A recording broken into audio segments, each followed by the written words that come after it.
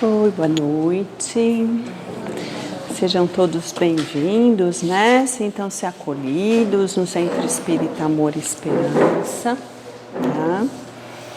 E eu sempre começo aí as minhas palestras, primeiro agradecendo, né, a oportunidade de aprendizado, de estudo, porque realmente o que eu escolhi hoje foi um pouco desafiador para mim e acho que isso é importante, né? Nós precisamos ter alguns desafios mesmo de estudo. E elevando o pensamento ao Mestre Jesus, na figura calma, na figura humilde dele, e pedindo para que possamos ter, né, olhos de ver, os ouvidos de ouvir e principalmente que possa abençoar a nossa boca para transmitir as palavras de paz, de consolo, de esperança, de amor, mas principalmente incentivo dentro do Evangelho. Particularmente, eu coloquei esse título na palestra porque essa passagem em si, nós vamos ter que ultrapassar a letra e tentar ultrapassar um pouco a superfície dela. Eu escolhi uma pequena passagem do Evangelho de Marcos, que inicialmente é uma passagem um pouco árida e que sempre foi para mim assim uma dúvida, que eu não conseguia compreender o que acontecia e por que acontecia aquela passagem daquela forma. Daí o desafio. Essa passagem ela é encontrada em todos os evangelhos, mas particularmente eu escolhi Marcos, porque tem alguns detalhes que são importantes para nós hoje. E eu vou relatá-la, é uma passagem bem curta, que vai do versículo 15 a 19. Eu até sugiro, quando vocês tiverem acesso, se puderem acessar, ou a Bíblia do Peregrino, ou, na verdade, a tradução feita pelo Haroldo Dutra, do Novo Testamento, que traz uma série de notas dessa passagem, e eu gostaria de fazer menção, porque me auxiliaram muito, inclusive, no desenvolvimento do que nós vamos discutir aqui, né? E vieram a Jerusalém, e Jesus, entrando no templo, começou a expulsar os que vendiam e compravam no templo. E derrubou as mesas dos cambiadores e as cadeiras dos que vendiam pombas. E não consentia que alguém levasse algum vaso pelo templo. E os ensinava dizendo: não está escrito, a minha casa será chamada por todas as nações casa de oração? Mas vós a tendes feito covil de ladrões. E os escribas e príncipes dos sacerdotes, tendo ouvido isto, buscavam ocasião para o matar, pois eles o temiam, porque toda a multidão estava admirada acerca da sua doutrina. E sendo já tarde, saiu para fora da cidade. Então eu olhava, eu lia, relia essa passagem, e olhando assim a figura humilde, cândida, até por vezes energética, né, que Jesus tinha, eu não conseguia entender e parece que não cabia, né, isso dentro da imagem que eu tinha. Eu particularmente fui criada num berço católico. Então minha avó, ela era espírita por parte de pai, mas os meus pais seguiram toda a tradição católica. Então, eu fui batizada, eu fiz a primeira comunhão, a primeira Eucaristia, não convulsione, Douglas, mas fiz a crisma, casei na igreja, tá? Fiz cursos específicos, inclusive disso, mas o tempo passa, né? E no início, a visão que eu tinha, a imagem que existia, na verdade, de Jesus, e talvez possa até ser, e a imagem que alguns tinham também, era uma imagem distante, né? Era uma imagem de uma pura adoração. Então eu tinha uma imagem de Jesus Cristo, ele estava bem lá distante, eu estava bem aqui embaixo, e eu só podia, na verdade, orar, louvar, e não tinha nenhum tipo de intercâmbio nesse sentido, né? Então havia um distanciamento muito grande, muito provavelmente pela própria imaturidade que eu tinha e que nós temos.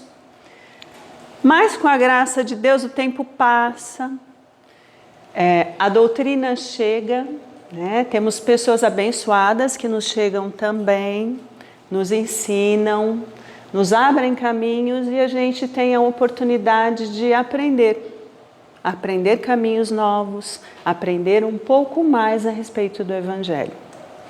Então, mudou muito a imagem que eu tinha, e eu acredito que muitos que aqui se encontram e que também estão nessa trajetória estão tendo esse tipo de transformação e esse tipo de modificação.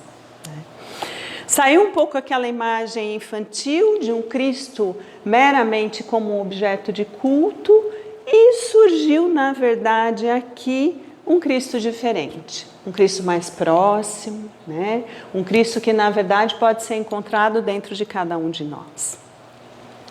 Se nós vermos lá nos capítulos iniciais do Livro dos Espíritos, ele já nos ensina várias coisas. Ele já passa a nos ensinar que todos nós somos espíritos imortais. Ele passa a nos ensinar que nós temos que ter uma visão muito mais ampla da realidade do que nós temos hoje. E isso passa a acontecer com a benção do tempo. Então, o corpo, ele é apenas uma vestimenta e nós vestimos isso a cada existência.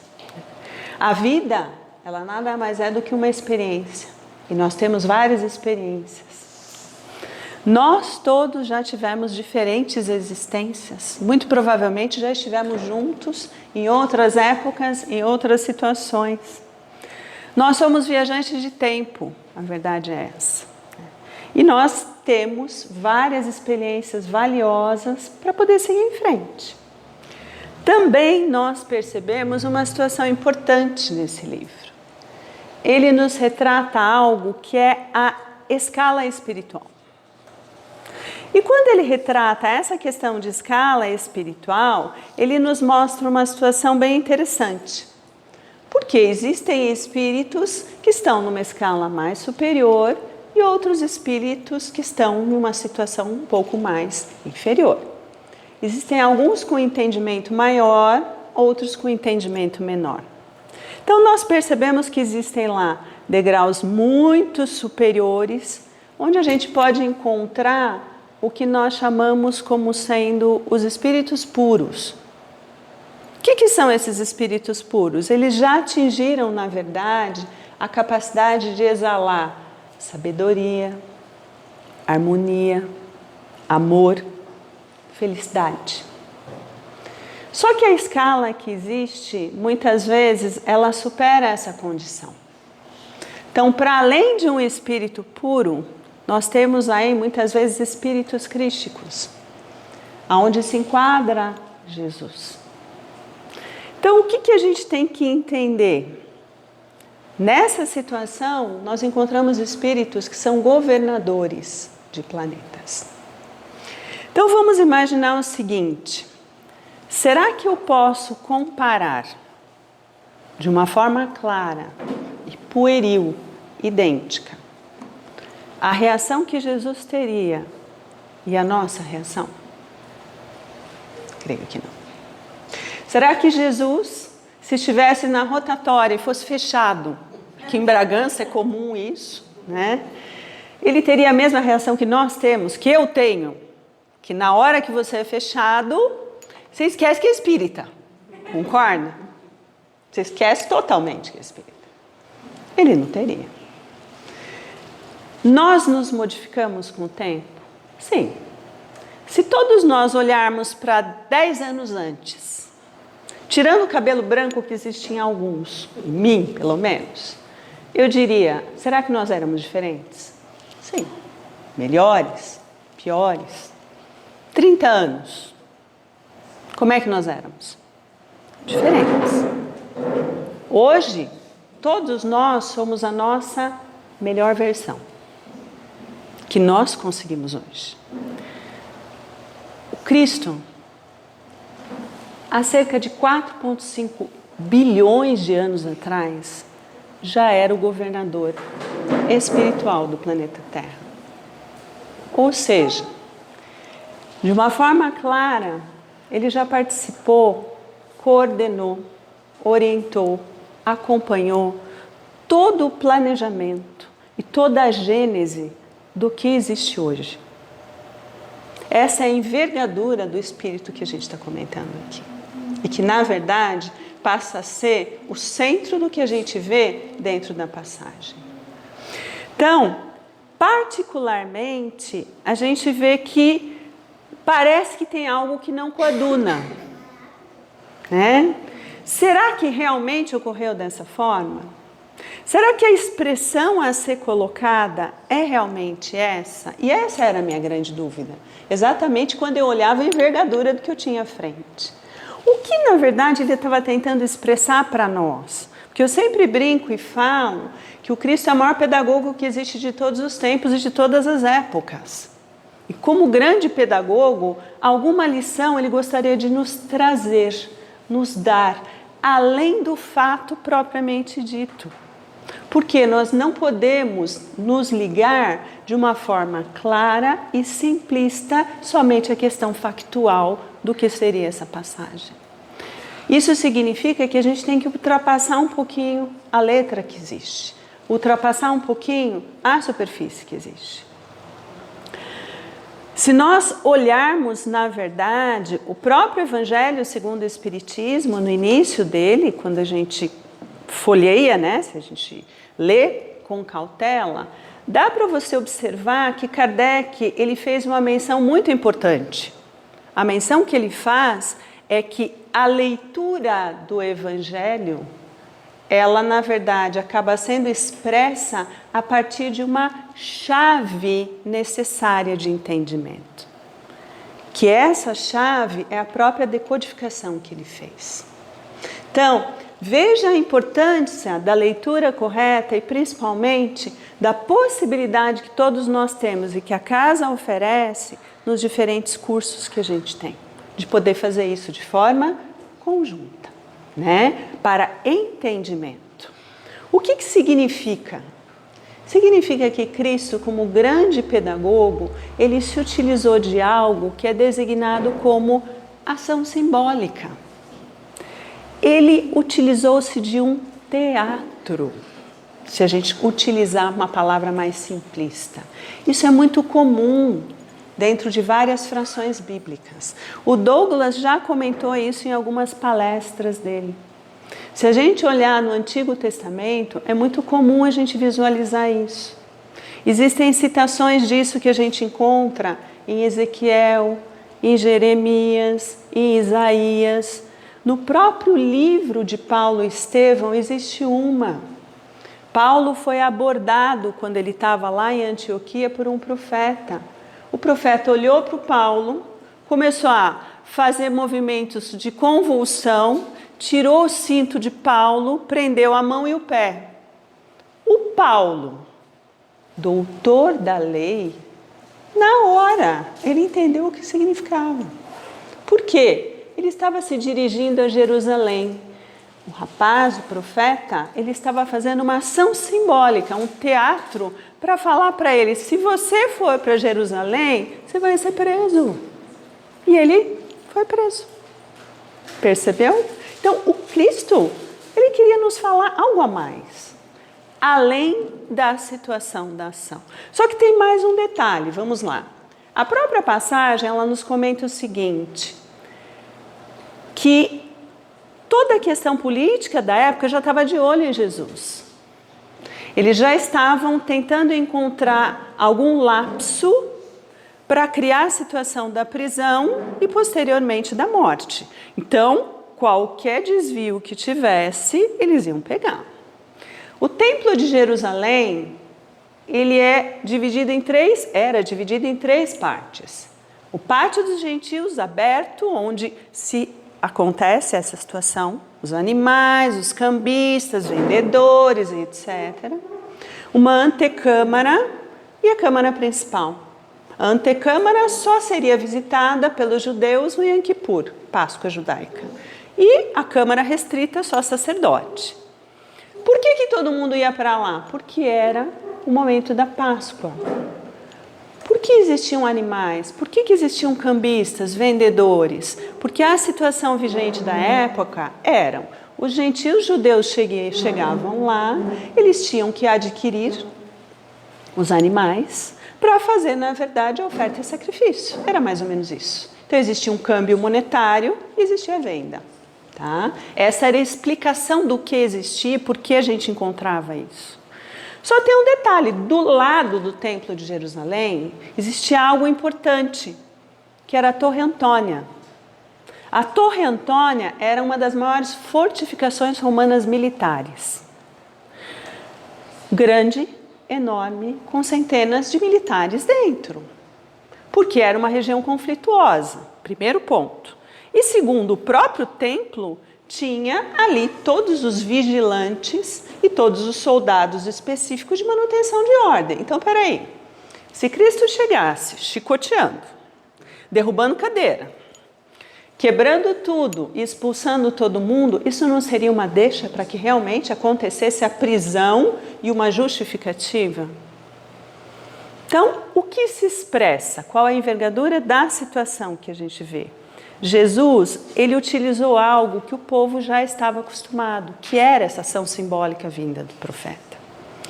O que a gente percebe? Ele está relatando para a gente aí que o maior mal que nós temos é realmente a falta de sentido espiritual da nossa vida. Ele está tentando relatar que o mais alto templo religioso que existe não são os templos de pedra, é o nosso templo interno. Então, ele faz o simbolismo do templo de Jerusalém com o templo individual interno de cada um de nós. Porque qual que é o nosso problema? O nosso problema é algo que se chama comodismo. Todos nós somos cômodos. Nós desejamos que a vida se ajoelhe na nossa frente, sendo que nós nos esquecemos diariamente de perguntar qual é a vontade de Deus diante de nós, o que Deus deseja de nós, né? Nós esquecemos de sacrificar a nossa animalidade interna para poder aceitar o que a gente chama como um convite à espiritualidade. Nós esquecemos de remover, na verdade, e deixar de lado um pouco a questão material. Então, por que ele usa isso? Ele usa os cambistas como uma questão de postura. Qual que é a nossa postura em relação ao Cristo, em relação à espiritualidade? Na verdade, muitos de nós, se não na totalidade, temos uma postura de troca de interesses. Ou seja, nós não entendemos qual que é o verdadeiro câmbio e qual que é o verdadeiro sentido que é para ser feito na vida. Qual que é a finalidade da nossa reencarnação? Qual que é o nosso propósito aqui? Todos nós, em maior ou menor escala, recebemos vários recursos. Nós recebemos muitos recursos materiais. Começa pelo nosso corpo físico. Ele é um recurso material. Nós recebemos a saúde. A saúde é uma bênção. Nós recebemos o alimento diário. Nós recebemos a moradia. Cada um de nós tem uma profissão diferente. Então, o que nós temos que entender? Esses recursos materiais que todos nós recebemos em maior ou menor escala, eles devem ser utilizados para cambiar. Com o quê? Com os valores e sentidos espirituais. Mas muitas vezes a gente tenta fazer o inverso. Então, o que acontece? A gente precisa entender que, na verdade, a relação de Deus ou com Deus não é à beira de um escambo. Não funciona na beira da troca. Não é dessa forma que ocorre. Nós temos que, na verdade, aplicar tudo aquilo que nós recebemos, que nos foi dado gratuitamente, e tentar converter em algo que é um crédito espiritual. Pois isso sim vale. Quando ele tenta derrubar a mesa dos cambistas, o que ele está fazendo? Ele está derrubando toda a questão dos nossos modus operandi que a gente tem e que muito vem operando, que é exatamente isso. Todas as condições que nos são dadas, muitas vezes nós desvalorizamos e não utilizamos como acréscimo no nosso bem espiritual, que é na verdade o que vale, né? Tanto que existe uma citação que é feita no nosso lar, quando André Luiz está junto com Tobias, nas câmaras de retificação e eles estão passando e visualizando, acompanhando os casos, extremamente sensibilizados com os casos que eles têm à frente, né? E Tobias explica, todas essas pessoas que estão aqui, esses irmãos que estão aqui, estão nessa condição em virtude do produto das próprias escolhas de cada um deles. Eles são considerados como contrabandistas da vida eterna. Por quê? Eles acreditavam que todas as mercadorias e todas as questões terrestres que eles tinham teriam um valor dentro do âmbito espiritual. Então eles se apegavam extremamente aí. Eles esqueceram de cambiar toda a posse material pelo valor espiritual enquanto estavam aqui. Mais ainda, o que a gente percebe? Quando nós comparecemos, né, para tentar falar com o Senhor, a gente fala em oração, né? Pede. Só que muitas vezes a gente esquece de parar e ouvir. Não é? O que na verdade será que é importante? Às vezes silenciar algo que não existia no Templo de Jerusalém, para escutar a voz de Deus, que se encontra dentro de cada um. Então a gente tem que deixar de lado a nossa proximidade no Evangelho, simples e unicamente para um culto no comodismo. Por isso que ele simboliza o derrubar as cadeiras.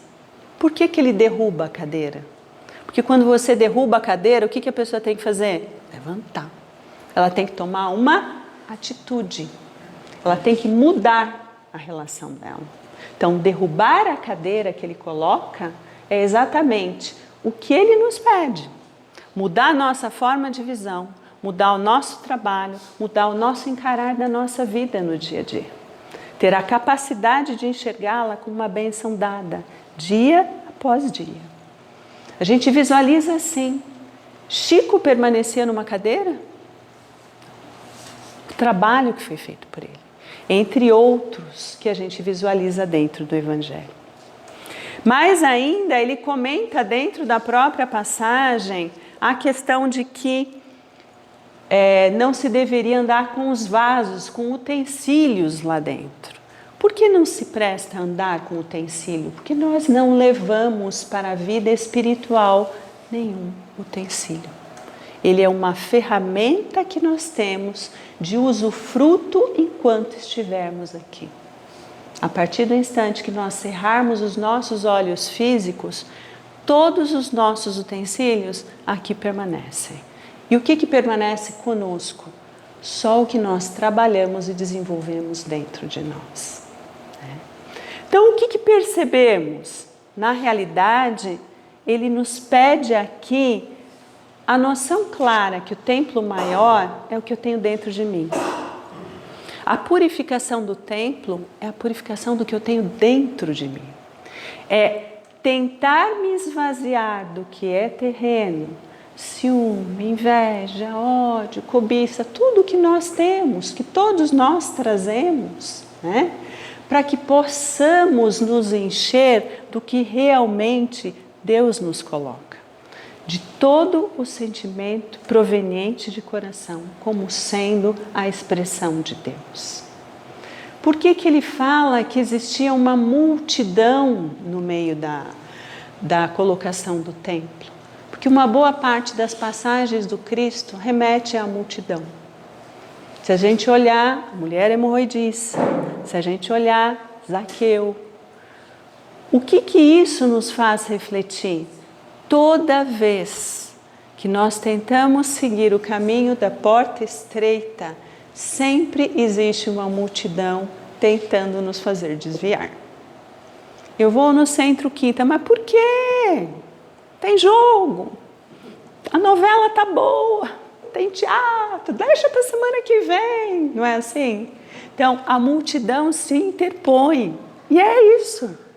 Que se realmente nós não tivermos uma firmeza de pensamento, uma firmeza de propósito, a certeza do que nós queremos, mas principalmente a união e fidelidade com Deus, muitas vezes a gente esmorece. é a resistência. Qual é a nossa resistência? Resistência diante da multidão de pensamentos contrários que também temos dentro de nós, não temos? Desde o instante que a gente acorda. Então, o que na verdade nos pede? Nos pede aqui para durante toda a nossa existência nós nos atentarmos que nós somos o templo de Deus. Todos nós apresentamos dentro de nós a centelha divina a ser desenvolvida. E não caminhemos pela vida distraídos, sem sabermos o que buscamos. O que nós buscamos é ser melhores hoje do que fomos ontem. Na verdade, é expressarmos o que de melhor nós temos em todos os momentos que nós temos a possibilidade de expressar. Muitas vezes uma palavra, muitas vezes um olhar, muitas vezes a direção que você tem de simplesmente apertar a mão de uma pessoa, ou às vezes o silêncio. É isso que nos pede. E para finalizar, eu trouxe uma pequena oração muito rápida que completa o que a gente comentou aqui.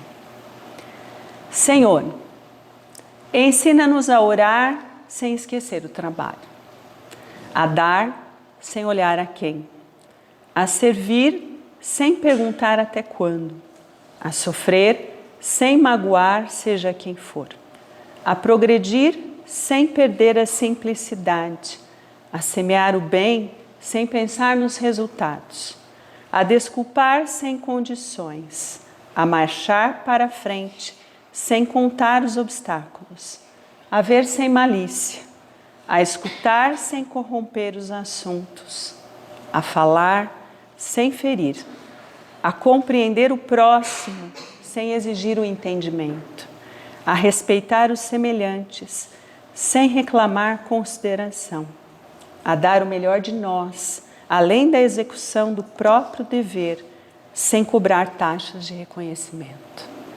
Ajuda-nos, sobretudo, a reconhecer que a nossa felicidade mais alta será invariavelmente aquela de cumprir-te os desígnios onde e como queiras, hoje, agora e sempre.